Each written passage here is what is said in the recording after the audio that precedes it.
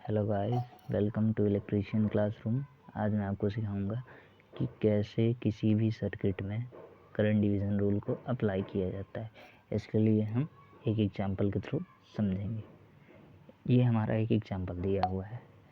अब ये क्या कह रहा है, ये आई एम्पियर का एक करंट सोर्स है जो कनेक्टेड है दो रेजिस्टेंस के अक्रॉस, जिनकी वैल्यू R1 एंड R2 है।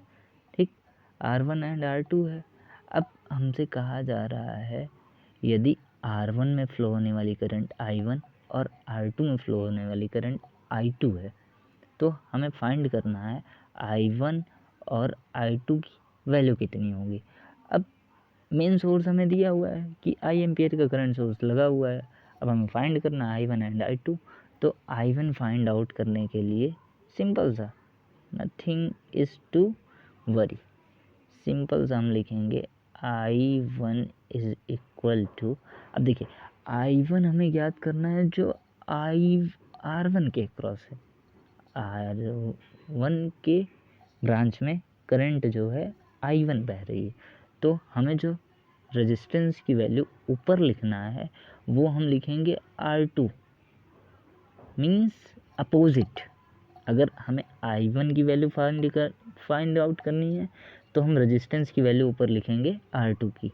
ठीक, अब नीचे लिखेंगे टोटल रेजिस्टेंस, और टोटल रेजिस्टेंस हमारा है R1 प्लस R2 और मल्टीप्लाइड बाई हो जाएगा टोटल सोर्स करंट। ठीक, अब I1 की वैल्यू हमारी सिंपल से फाइंड आउट हो गई। I1 इज इक्वल टू हो गया R2 बटे में total resistance R1 plus R2 multiplied by I। ये हो गई हमारी I1 की वैल्यू। अब I1 की वैल्यू हो गई। अब हमें फाइंड आउट करना है, मान लीजिए I2 की वैल्यू। अब I2 की वैल्यू फाइंड आउट करना है तो I2 इज इक्वल टू हो जाएगा।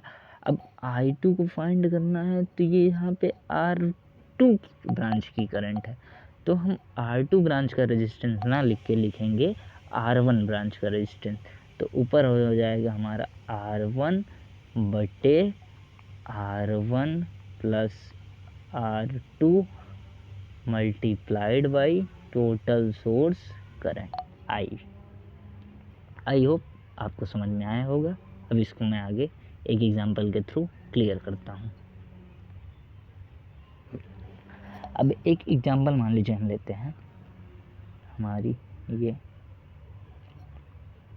मान लीजिए 10 एम्पियर की करंट है। ठीक, जो अपवर्ड डायरेक्शन में फ्लो हो रही है, और ये हमारा कनेक्टेड है कोई भी दो सोर्स रेजिस्टेंस हैं, जिनकी वैल्यू हम मान लेते हैं, एक की वैल्यू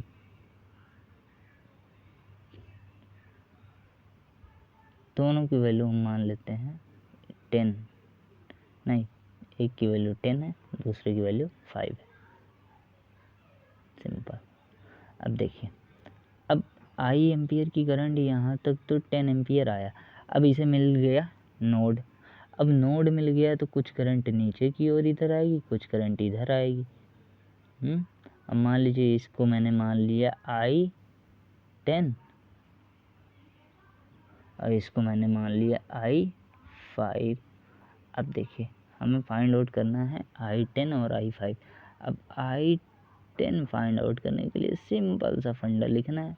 I10 फाइंड आउट करना है रेजिस्टेंस 10 ओम के क्रॉस, तो ऊपर हम लिखेंगे इसके पैरेलल वाली ब्रांच का 5 बटे, अब total resistance 10 plus 5 multiplied by total current. Total source current हमारी है 10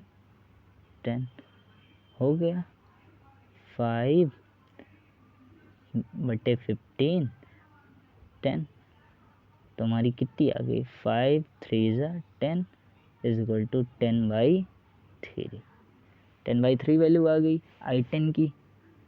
अब हम जो यूनिट है, अगर ये एम्पियर में है तो एम्पियर हो जाएगा, मिली एम्पियर में है तो मिली एम्पियर हो जाएगा। That is not issue. Okay, अब हमें फाइंड आउट करना है, मान लीजिए 5।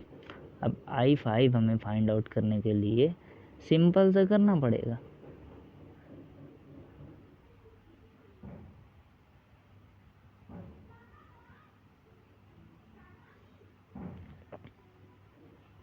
I5 फाइंड आउट करने के लिए अब देखिए I5 लिखेंगे और I5 हमारा हो गया।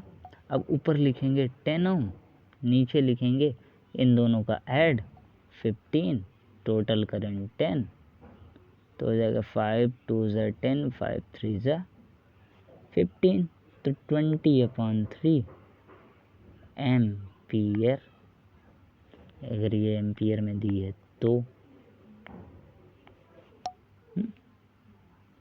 आई होप आपको समझ में आया होगा। Thank you for watching.